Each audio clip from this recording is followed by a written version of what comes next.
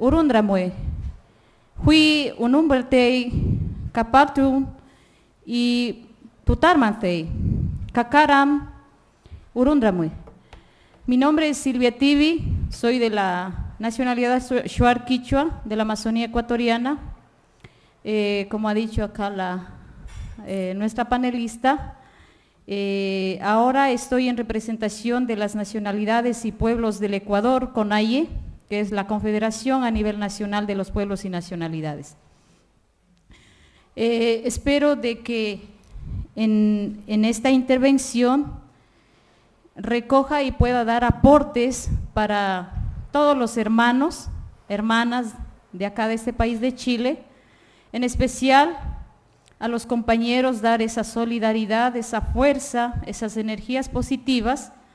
a nuestros hermanos mapuches,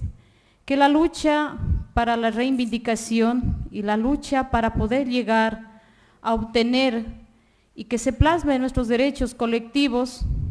y los convenios a nivel internacional es muy difícil, pero no es imposible. Estamos en este trajinar, en este camino para poder avanzar y para poder tener una vida equilibrada a nivel del sistema y sobre todo para poder encajar, se podría decir así, como pueblos y nacionalidades en este sistema global que se está viviendo a nivel del mundo. En la historia del Estado ecuatoriano, las nacionalidades y pueblos hemos sido excluidos de la participación política, expresión que fue presente en 19 constituciones que siempre representaron los intereses de las grandes oligarquías y de los sectores dominantes del país, logrando así afianzar el neocolonialismo interno y el sistema neoliberal, marginando de esta manera a los verdaderos dueños ancestrales de esas tierras del continente de la Via Yala. Una de las partes fundamentales, parte del proyecto político de las nacionalidades pueblos del Ecuador, desde la década de los 90, ha sido realizar una Asamblea Nacional Constituyente, una propuesta para la construcción de un Estado, de un nuevo Estado y una sociedad desde los excluidos.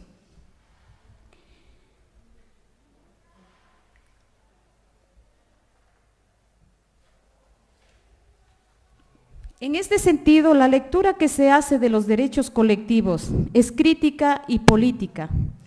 Crítica porque problematiza los derechos colectivos en el trama de relaciones de poder del Estado liberal y demuestra los límites que tiene este Estado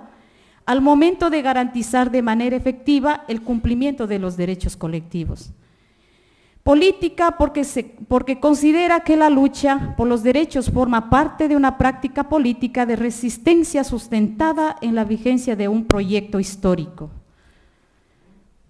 Una revisión empírica de estos datos sociales, económicos y culturales de la situación de los pueblos y nacionalidades nos indica que nuestra situación se ha deteriorado a pesar del reconocimiento explícito hecho en las constituciones del 98 y 2008 de los derechos colectivos. Esto amenaza sobre la sobrevivencia cultural de los pueblos y nacionalidades, ahora está más presente que nunca. Bueno, para un poquito más aclarar todo esto, pueblos y nacionalidades estamos reconocidos en la Constitución ecuatoriana, estamos así reconocidos a nivel, ya casi nosotros no lo tomamos como indígenas, por muchas miradas, o se puede decir, estudios que se van dando a del nombre indígena que se nos ha impuesto, ¿no? Entonces, hemos sido reconocidos como pueblos y nacionalidades. Entonces, para que mucha gente a veces no voy a pronunciar mucho el indígena, sino que voy a utilizar esta palabra pueblos y nacionalidades, porque así somos nosotros, hemos sido reconocidos y nosotros nos reconocemos como pueblos y nacionalidades.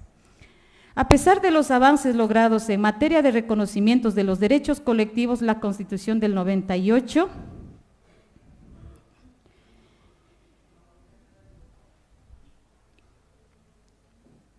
y 2008 la ratificación del convenio 169 OIT, el reconocimiento de la Declaración de las Naciones Unidas sobre los derechos de los pueblos de 2007 y la legislación secundaria que se ha desarrollado a favor de los pueblos, se evidencia que existe un deterioro en el sistema de condiciones de vida y el ejercicio y garantía de nuestros derechos, que se debe a la carencia de mecanismos jurídicos e institucionales que permiten la articulación, vigencia e implementación de los derechos reconocidos debido a la fragilidad de participación política del movimiento indígena y la radicalización del modelo político y económico que ha sido definido como neoliberal y posneoliberal en su variante extractivista y productivista. La lucha se situó en los marcos teóricos, categoriales e institucionales del Estado liberal. La demanda por los derechos colectivos al interior del Estado liberal no altera las relaciones de poder que se expresan y se ratifican en este Estado liberal, al momento en la cual la lucha política y del proyecto histórico del movimiento indígena nos inscribimos en la matriz liberal, perdiendo fuerza y convirtiendo en disputa por fuera de los márgenes en lo que se estructura y se define las relaciones de poder. Nuestra ingenuidad hizo que creyéramos que podíamos cambiar este Estado liberal sin cambiar las relaciones de poder que lo sustentan más de un siglo y medio de Estado moderno, dando cuenta que su interior los cambios que se puedan proponer quizás alteren las formas más, no los contenidos, cuando el movimiento indígena presiona por fuera del sistema político durante la coyuntura de los 90-99, en un nivel de incidencia porque alteró de manera importante las relaciones de poder de la sociedad ecuatoriana. La raíz teórica y fundacional que constituyó el Estado liberal moderno no permite un espacio de Estado social, institucional y jurídico, en el cual puede caber diferencias de los pueblos indígenas, de tal manera que las relaciones de poder se expresan en el Estado liberal pueden ser transformadas de manera esencial. Esta matriz teórica se ha construido desde la vigencia de un solo sujeto susceptible, de manera de tener derechos, el ciudadano individual, y al mismo tiempo les separa de la economía, de la política y estas de la ética. En ese sentido, los derechos pueden acatarse pero no cumplirse, porque no hay posibilidad de que esta matriz liberal pueda reconocer y validar a otros sujetos históricos, como sería el caso de los sujetos comunitarios,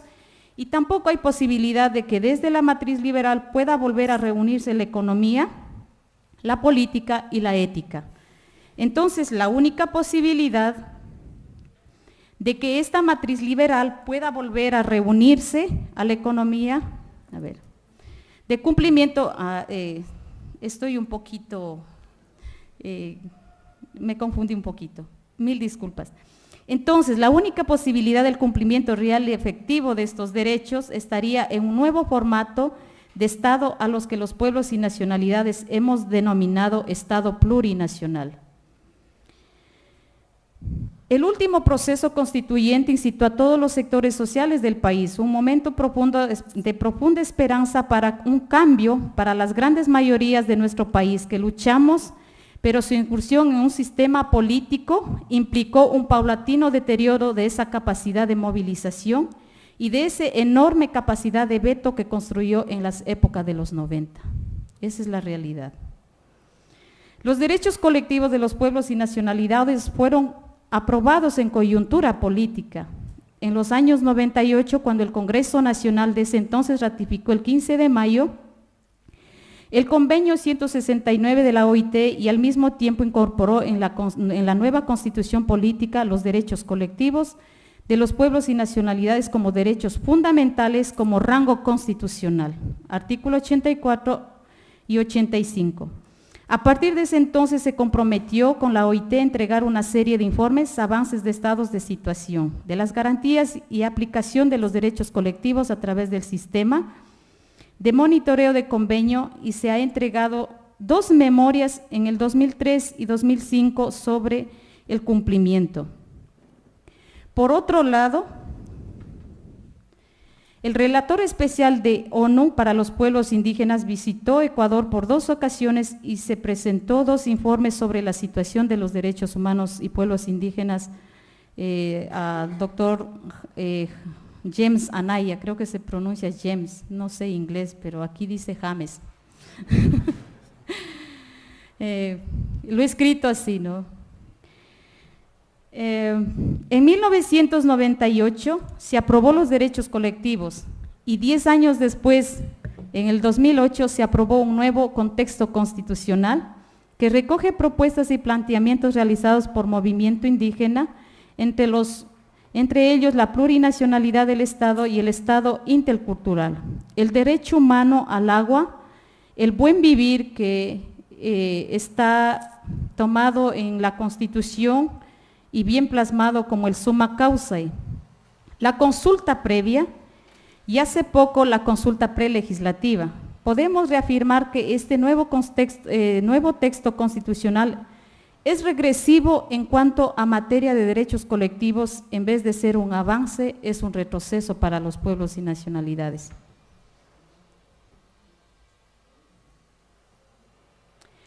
Reconocen los derechos, pero en el momento en que el Estado asume el modelo neoliberal del mercado como horizonte de posibilidades sociales, no hay garantía para el cumplimiento de esto. A pesar de que la aprobación de los derechos colectivos todavía se sigue persistiendo la discriminación por el cual el Estado tiene responsabilidad por la presión constante sobre los territorios indígenas. Definimos también la autodefinición con una población bajo de variables demográficos determinados en el artículo 1 del convenio 169 de la OIT. Hay prioridad sobre la situación de los pueblos en aislamiento voluntario, situación jurídica que tenemos opciones para salvaguardar las culturas. El mundo moderno no presenta opción para salvar estas culturas. La definición de genocidio cultural y etnocidio se entiende como la muerte a la diferencia. La aplicación de la política extractivista mercantilista que se está dando en Ecuador es muy fuerte. El modelo económico que condiciona a todos los gobiernos que están de turno en todos los países es muy fuerte. Hace esto de que sea, no, se puede decir, no un camino de igual, para caminar juntos con el Estado y las diferencias y sobre todo para hacer el ejercicio de este Estado plurinacional, donde hay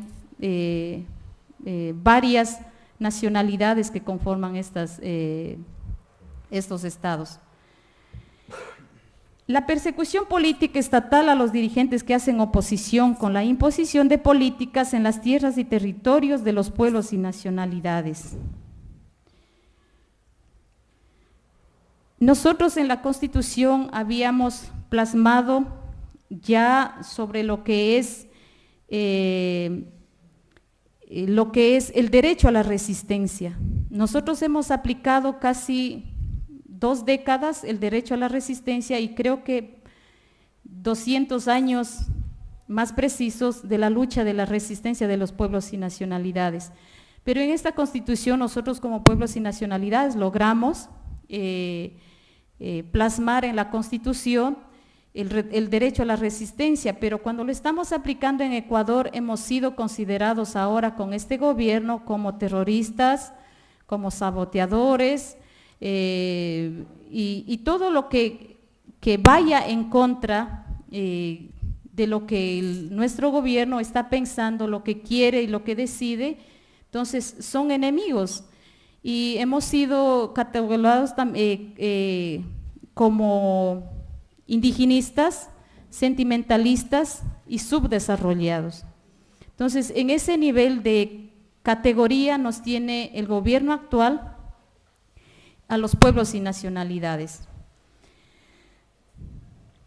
A los indígenas se nos ve como la clase a la cual se debe modernizar y civilizar, a lo que es más frecuente pronunciado desarrollar. El Estado que se crea es un proyecto político que